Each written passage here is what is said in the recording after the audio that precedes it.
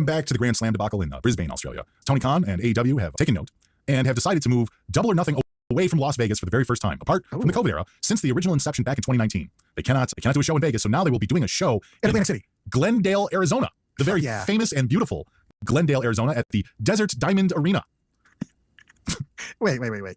Yeah. The Desert Diamond Arena, is that attached to a casino at least? I know that there's a lot of Indian casinos in Arizona, right? Because it's not even in Phoenix, so it's probably not. It's outside of Phoenix. It looks like what they're saying is it's about 30 minutes outside of Phoenix. So, yeah. Oh, boy. Is this not the death knell? Can we start the funeral dire already? Like, at this point, you've lost Las Vegas. You've lost Vegas. There's nothing but venues there for them, too. Like, they could find something, I'm sure, that could work for them. They could run in TNA's old spot, unless TNA locked it in. You know what I mean? Maybe that's a thing that they could have done. But they're not even going to bother to run Vegas. No, it's not even bother. I don't think they can. I don't think that they're confident enough to fill a Vegas venue. So instead, they're going to run in Glendale, Arizona. Well, and I feel like there's going to be a couple people that are, Vegasites who would probably hear me say this and either agree or be like, oh, no, that's a reach or whatever. But Las Vegas, yes, is a city for entertainment, but I don't feel like they've been really renowned for running really successful wrestling shows outside of, if we're going to put WrestleMania there, you'll put a Royal Rumble or like one of these big things is very contingent on people flying in, of course. Not like the local crowd is going to get drawn to it, Right. I don't think that's a big, what's the word I'm looking for? That's like a big draw for them, I guess, where people around there go, oh my God, I can't wait for another big wrestling show to come to town. That's kind of like par for the course when you live in a city, though, where you've got more than enough shit to do. This isn't like if you live in the middle of fucking nowhere and the wrestling show's coming to town and you're like, well, what the fuck else are we gonna do on a Friday night other than drink in the Walmart parking lot, you know? So but that's what they appeal to. That's the difference right there too. And WWE aside, Las Vegas is a resort city, or it used to be. I saw satellite images, like a time lapse over the last 20 years of Vegas then and now, and Vegas has grown. I think the number they said was around 200% from what it was 20 years ago, to where I would totally agree with you that beforehand the only reason to go to Vegas was to go to a venue, was to go gamble. But now it's a physical, bustling city. It has families that live in Vegas now, which is kind of unheard of even as near as 20 years ago. But when you compare that to Glendale, you are relying on the local community to support your show. And Steve even said it again from the Alleged Wrestling podcast earlier, Double or Nothing is their WrestleMania. That's a big show. Yeah. Well, this is what I know about Arizona. Once again, coming from a complete place of ignorance, right? I know that there's a lot of colleges. I know that there's a lot of retirees, and that's about it. Right. So it's more than that now. It's a real city. It's a real fucking city now. It's not just... Oh, no, I mean Arizona. Vegas. Vegas has absolutely grown like fucking crazy in the last 20 years. Right. But I feel like if you're fishing in a pond for people in Arizona, it's like you're getting a lot of people who are on a fixed income and college kids. Yeah, well, I mean, look, that's where my folks moved. You know what I mean? Like, I'm just going to be honest. That's where my folks moved. That's where my folks' friends moved. Like, it's either Arizona or Florida these days. Phoenix is its own thing, but once you get outside of Phoenix, a lot of college, a lot of retirees.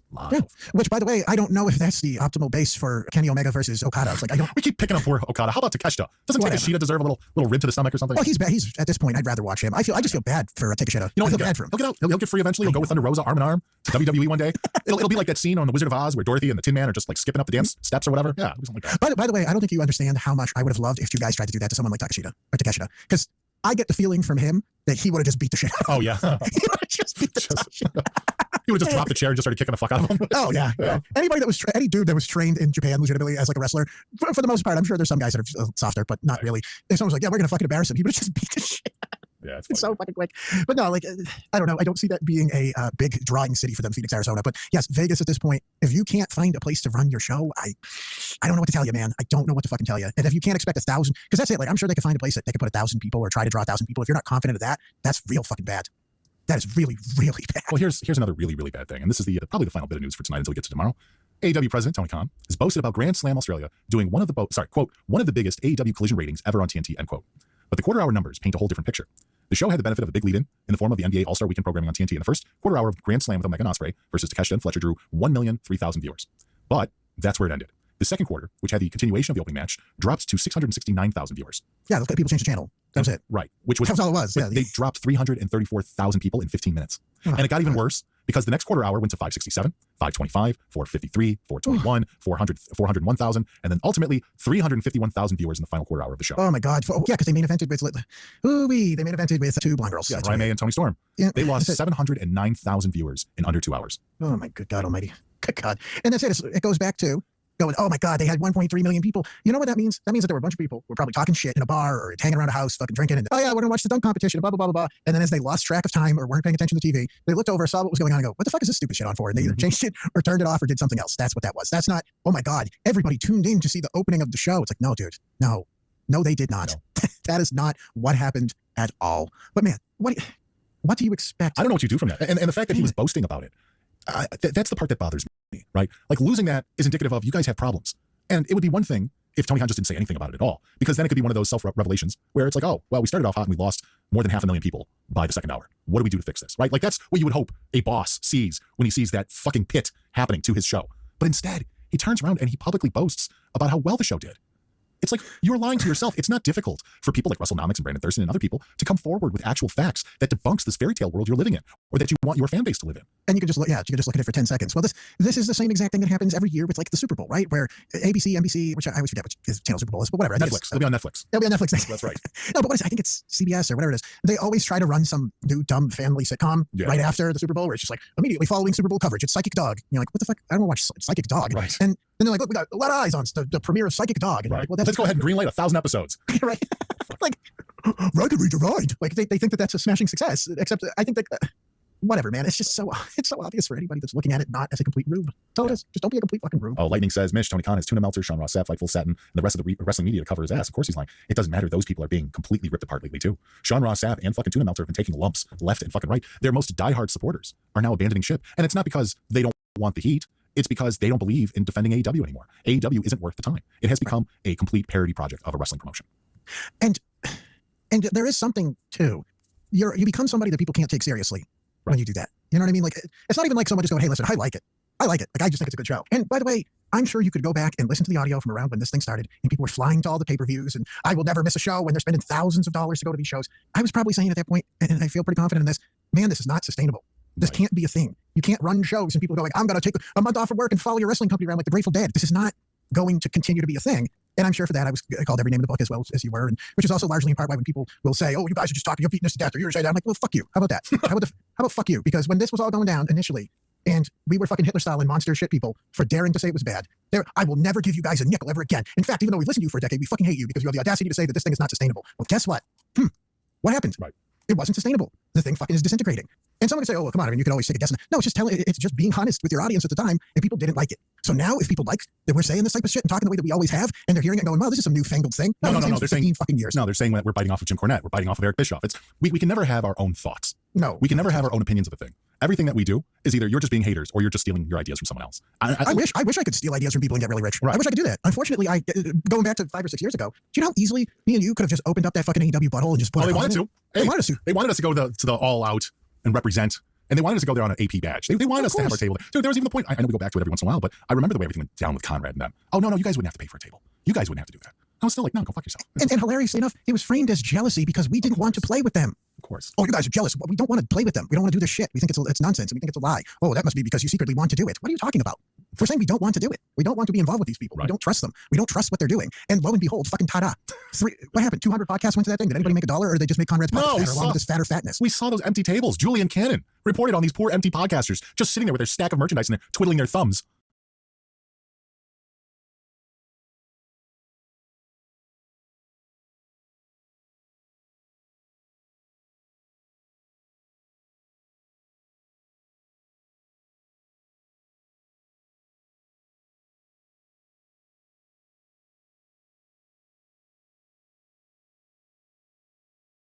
Yeah. While random shindy wrestler came by and stopped by and waved at them and walked away.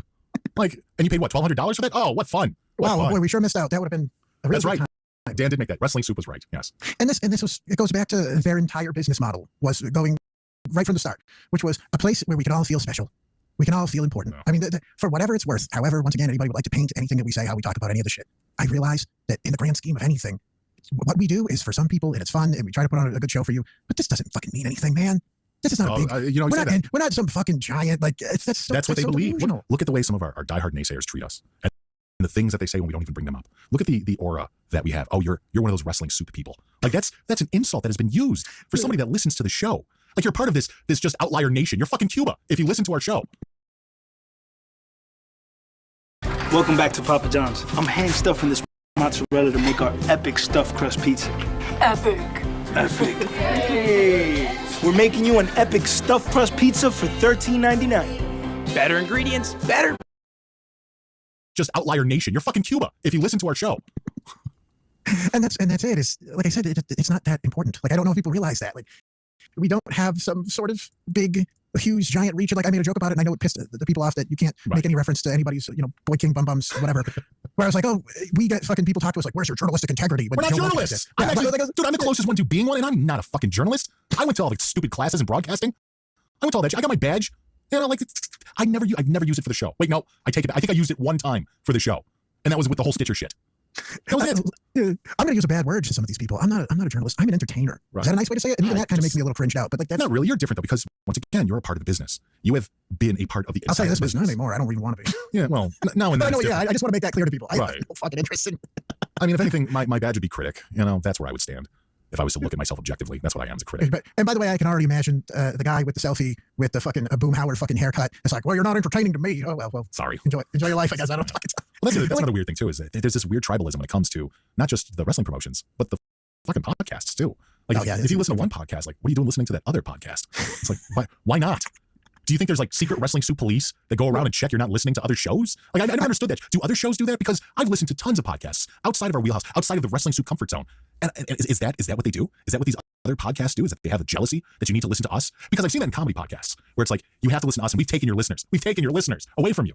It's like, how does that happen? What happens if they turn on both shows? Does your head pop off? Like, I don't know. Well, by the way, like it's interesting because Goof put the definition of this in the chat right now, and it's the whole phrase of punching up, right? Punching up or punching down. And I think that people really thought that a half a dozen years ago that if you were shitting on AEW for putting on a bad show, that you were punching down. Like they thought that was like you were shitting on them. You were punching This down on poor AEW. billionaire. Exactly. Yeah. Oh, no. You're shitting on this billionaire. By the way, this billionaire who arrogantly fucking professed themselves to be a student of pro wrestling, which clearly how that worked out for you, and that he was going to be defeating WWE in 2 years. And specifically the McMahons. Yeah, Specifically yeah. the McMahons. And once again, the utter lack of humility to me is what made me at many points go, oh, we're not shitting on the little guy here. Right. We're not sitting here going, oh, McDonald's fucking rules and Bill's Burgers is a pile of shit. Like we're not trying to say the competition. We're saying that the person that was telling you that they were going to put McDonald's out of business fucking sucks. Mhm. That's what it is. Like they're doing a terrible job. They're professing themselves as the new kings and queens and leaders of this whole new thing. Right. And instead of like making a burger, they're just dropping a fat deuce on the fucking flat top.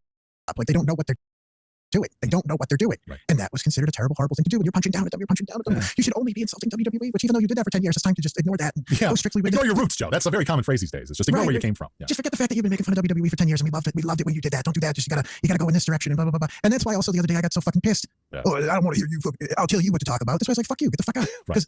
Because this is. I saw that too. There was comments like, you guys spend too much time talking to your audience. I'm thinking to myself, I'm like, is that a bad thing in 2025? Are we not supposed to be doing that? Oh, yes. I'm so I get sorry. that. I'll get that Opie comparison too. And now people try to use it as like an insult. Like, oh, it's, just Mish is just like Opie from O&A where he just constantly takes calls and talks to people in the chat. And it's like, yeah, Joe is a much deeper speaker than I'll ever be. He's a deeper thinker than I'll ever be. That doesn't mean I ignore what's funny in the chat. Doesn't mean I don't think that the people that are interacting with us have things to say that add to the show. I Like, don't say something. Yeah. Yeah. I don't know if people realize this, but that's sort of been part of the thing, which is from the beginning, it's not even like this is a new thing that we developed for AEW. We've been doing this for 15 hey guys, fucking we've been years. recording in secret for 15 years. Right. Now we all just want to make fun of AEW. So could you guys just all start showing up to listen specifically for that? Yeah. No, this is one of those things that people might not understand because I don't know if they see it as much anymore. I'm sure they see it somewhat with streamers, but usually